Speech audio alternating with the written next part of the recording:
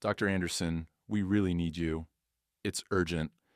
I understand you still have a week of vacation left, but we really can't manage without you. Dr. William Anderson, the leading surgeon of the clinic, was puzzled by the nurse's near-tearful plea over the phone. Please, we're begging you. What happened? William asked, perplexed. Dr. Harrison's phone is unavailable, and Dr. Passatini already quit. You're our last hope, Dr. Anderson. Hi there, and welcome to Moonlit Stories channel. Thanks for tuning in. Sit back, relax, and enjoy today's story. I think you're really going to love it. Dr. Harrison said it's urgent. A girl has been brought in. Every minute counts. I'll be there soon. Prepare the OR. He grumbled, hanging up. They practically kicked me out on vacation, and now they urgently need me, he muttered while getting ready for work. Suddenly, his phone rang again, and this time it was his fiancée, Vivienne. They had been dating for over a year, and William was planning to propose soon. He had actually bought the ring almost 2 months ago, but had a feeling he should wait and not rush. And of all days, a crisis had to happen at the clinic today, on Vivienne's birthday. He was supposed to be at the restaurant for her party that evening. Hi, Vivienne, William answered after a brief pause. Hi, darling. How are you? Are our evening plans still on? I'm waiting for you. Of course, sweetheart. Just as we planned. Maybe you could come over, and then we can go to the restaurant together, she suggested. No, Vivienne, I can't. They called me into work. Something came up. Why? You're on vacation. What do they need? Did you tell them you can't go? You're busy today. Vivienne, I'm not a kid. I can make my own decisions. If I said I'd be at your birthday, I'll be there.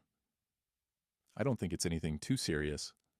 If you don't come to my party, I'll never forgive you, she yelled into the phone before hanging up.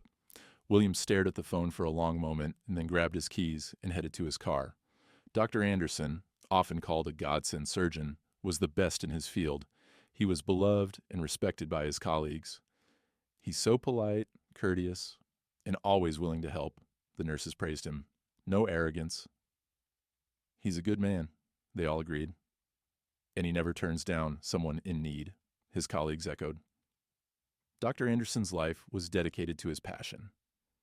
Night shifts were common for him, though the administration understood that even a specialist of his caliber needed proper rest. They had to practically force him to take vacations. He aimed to stay at work as long as possible, as no one was waiting for him at home. He was trusted with the most complex operations, with patients coming from different states and regions. Everyone knew they could rely on him, always and in everything. So, what's the situation? He asked, practically bursting into the clinic. Dr. Anderson, thank goodness you're here. Dr. Harrisona is waiting for you. She'll fill you in. Without hesitation, Anderson rushed to the chief doctor's office. Adeline, what's all the fuss about? Oh, William, thank you for coming so quickly. We have a seriously injured girl. Come on, I'll explain on the way and show you her tests. How old is the patient? He inquired. 16, just a kid, the chief doctor replied, briefing him. She was riding a motorcycle with her boyfriend and got into an accident. The boyfriend walked away with minor scrapes and bruises, but the girl sustained severe injuries. The worst part is, she keeps saying she wants to say goodbye to her mother. She thinks she won't survive. Is the OR ready? The surgeon asked when the chief doctor fell silent. Yes, she nodded. Any allergies? Blood tests? No allergies, and the tests are within normal limits, given her condition. Who's the anesthesiologist? Eleanor? Adeline nodded again. Excellent. Who was on duty? William asked. Patrick, replied the nurse. Okay, tell him to order blood for the patient. Everyone, quickly, to the OR. We don't have much time. This girl's whole life is ahead of her. A few moments later, Dr. William Anderson was looking sympathetically at the blonde girl lying before him. She was so delicate, fragile. Just a child. She struggled to open her eyes and looked at the doctor. That look sent chills down his spine. He knew that look. Those eyes. But how? From where? The girl was unfamiliar to him. Mom, she barely whispered. They called my mom. She's coming. The doctor nodded silently. I want to say goodbye. The patient continued to whisper, as thin, trickling tears flowed from the corners of her eyes. I don't think you need to rush, the doctor reassured her. Do I have a chance? Will I survive? She looked at him again, and once more, chills ran down his spine. Her gaze pierced through him. Believe me, we will dance at your wedding, the surgeon said with a smile, turning to the anesthesiologist and commanding, Eleanor, let's get started quickly. During the operation, the surgeon couldn't shake the feeling that the girl reminded him of someone he had known for a long time. But he couldn't remember why this unfamiliar girl felt so familiar, causing both anxiety and a desire to protect her at all costs. I don't understand why she thinks she won't survive, he pondered. Who put such an idea in her head? Who would tell a child something like that? People can be so thoughtless. I know who it was, and I won't be kind to them. They're not even medical professionals. I can't find the words. He was frustrated. Couldn't they have been more tactful? And why say such things at all? It's better to stay silent for everyone's sake. The operation lasted 5 hours. The girl was transferred to intensive care, and William, glancing at his phone, was horrified. 23 missed calls from Vivian. That was not a good sign. He had completely forgotten about both the questionnaire and the birthday. He hadn't even thought to warn his girlfriend that he wouldn't be able to make it and that she shouldn't wait. The image of the fragile blonde girl with light hair, delicate and somehow inexplicably familiar, still stood before his eyes. Now she lay unconscious in intensive care. He couldn't entrust the operation or the child's life to anyone else. He knew in his heart that this was his responsibility, and his alone. It was already past midnight. When the doctor finally made it home, William fell asleep instantly. No one called, no one disturbed him. That meant the patient was okay. As soon as he woke up, he went to check on the girl. Glancing at his phone, William saw a message from Vivian. Work will always be your priority. I can't do this anymore. Goodbye. For some reason, those words elicited no emotion except relief in Anderson. To be honest, it was Vivian who had initially shown interest in him. He hadn't been eager to pursue a relationship with her. Vivian was part of the local administration's delegation overseeing the delivery of equipment for the clinic. Noticing the interest from an attractive woman, William decided it was time to move on from the past and start a family. But he had never been sure that a relationship with Vivian was what he needed. They were too different. Perhaps that's why he kept postponing the proposal. Now, he felt no bitterness about the breakup, but the news that his patient was improving brought him joy and relief. William arranged for the girl to be moved from intensive care to a regular room, and after breakfast he headed to the clinic. How are you feeling? He asked, taking the girl's tiny hand in his. It hurts, she whispered. A lot. That's nothing, the surgeon smiled. Your body is young and healthy. You'll be running around soon, especially with a name like Victoria. A winner. You shouldn't despair at all. Remember, just yesterday, you were ready to say goodbye to your mom. I told you not to rush. I'll prescribe the necessary medications. But you'll have to endure a bit. And yes, no more risks.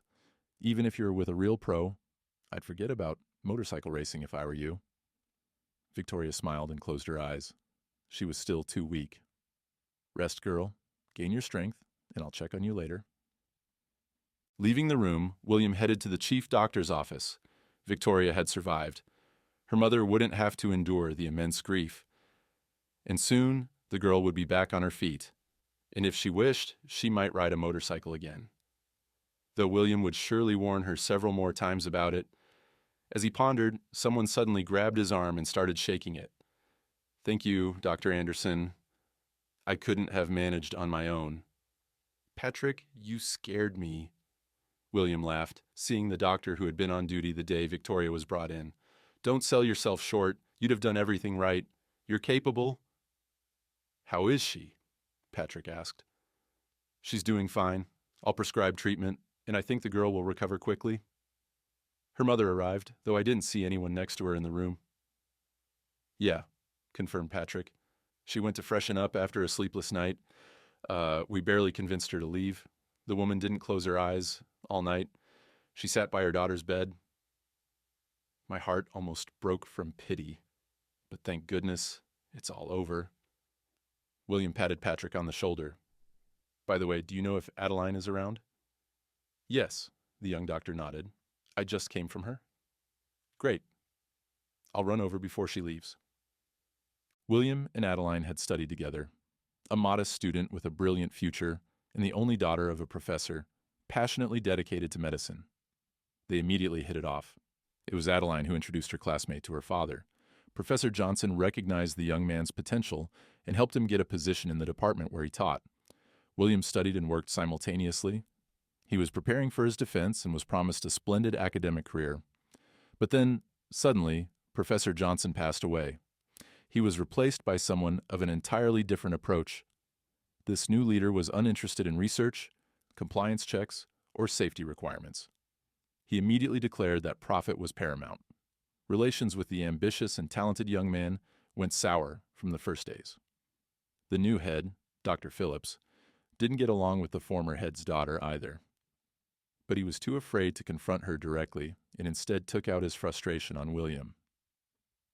The next surprise for the university administration came when the two most brilliant staff members left the department simultaneously. Adeline resigned along with William. They didn't have to stay unemployed for long. Adeline was offered the position of chief doctor at a clinic in a nearby town. She accepted and persuaded William to come along. They started working together, setting up the clinic.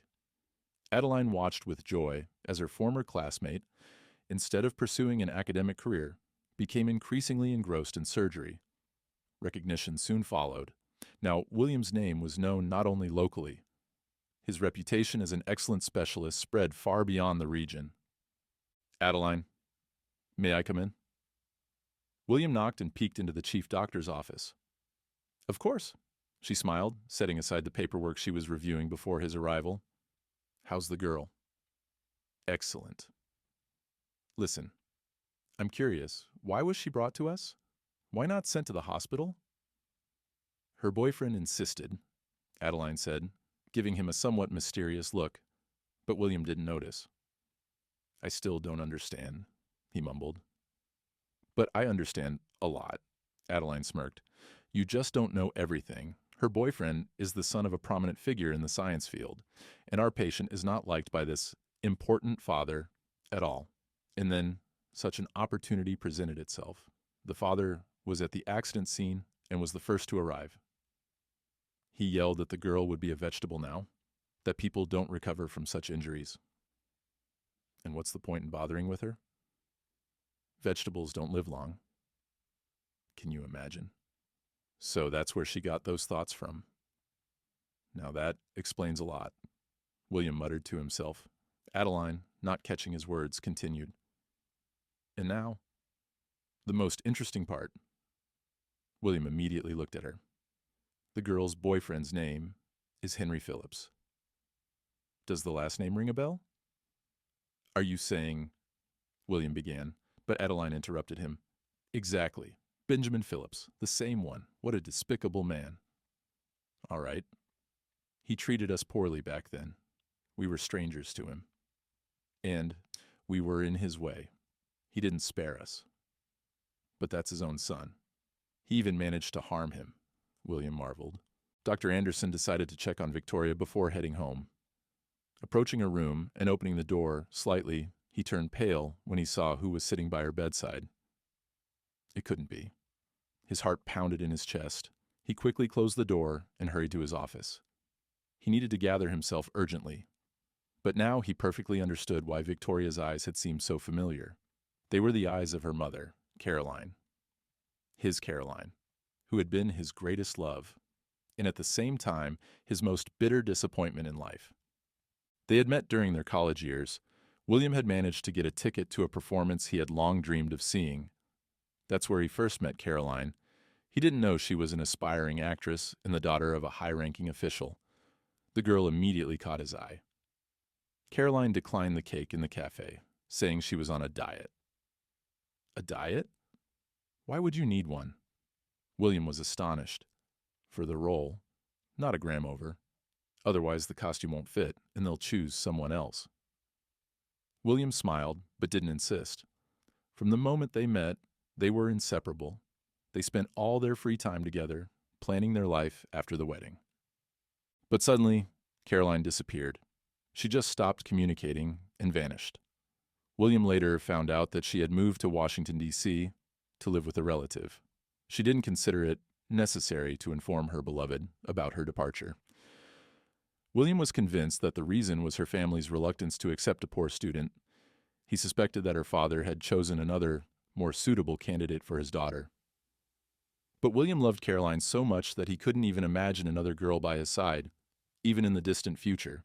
He tried to see his beloved, at least on the screen, watching every movie with actresses resembling Caroline, but it was in vain.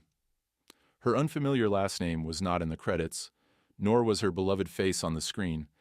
Despite the loss, William graduated at the top of his class, and he drowned his sorrow in work and studies. He realized then that he would work in the best clinic or make a brilliant career in science. He had every chance to fulfill his dream. For years, he thought he saw Caroline on the street, but each time it turned out to be a mirage. And now here she was, just a few meters away, but still out of reach, yet as beautiful and elegant as ever. He didn't know if she would recognize him or if she would want to talk to him. Deciding that she was too occupied with her daughter's recovery, William chose to go home and visit Victoria the next day. William walked home slowly. The day had been challenging enough, and now he had to revisit a long-gone past. The doctor was about to have dinner when the phone rang. Late-night calls no longer surprised him, but hearing the caller's voice did. "Good evening, William," came the voice of Caroline. "I know you saved Victoria. If it weren't for you, she wouldn't be here now." Caroline could barely speak. "Calm down, Caroline," William said gently. He always said that when comforting her in the happy past. "I had a hard time getting your number," Caroline admitted. "I'd like to meet with you. Is that possible? We need to talk." And so they sat in the hospital cafe. Caroline thanked William for saving her daughter, and then shared that she had heard through the grapevine that his fiancée had left him almost immediately after the difficult surgery. "And how did you find that out?" William smirked. "Well, nurses know a lot," Caroline smiled. "Tell me more about your life after you left, and more importantly, why you left me without any explanation." "Ask your mother," Caroline sighed. "But she passed away 6 years ago." "I'm sorry. I didn't know. Then I can tell you. I have the right to. She summoned me back then for a conversation. She said she had a hard time raising you, and now you're leaving her because you've decided to get married. She couldn't handle being without you. Your mother begged me to leave you for her. Otherwise, she wouldn't be able to cope," Caroline said slowly. "According to her, all roads were open to me. But you would struggle to meet the expectations. You were proud. And eventually, you would neglect your talent and ruin your life." "And you believed her?" William asked quietly. "No, but I was already expecting Victoria then. I couldn't risk getting stressed." "What did you say?" William started. "So Victoria is my—" "Yes, William, she is your daughter. But if I had known that, I wouldn't have been able to perform the surgery." "And who would you trust with your child?" "No one." "Exactly. So everything was done correctly." They stayed in the cafe for a long time. William was hesitant to ask if Caroline was alone or if she had a partner. Then she told him that she had decided to live for her daughter and didn't see any point in seeking the same strong and bright feelings she had with William. In turn, the surgeon shyly confessed that he still kept Caroline's picture in his room. Looking at the photo, he would mentally talk to her. Now the doctor held his Caroline's hand again, pressing her palm to his heart. "If you only knew, William, how much I've missed you all these years," Caroline breathed out. They stayed in the now empty cafe for a long time, unable to let go of each other's embrace. Thank you for listening to the story. Don't miss the next amazing story coming soon to your screen. We're truly grateful for having you with us. See you soon.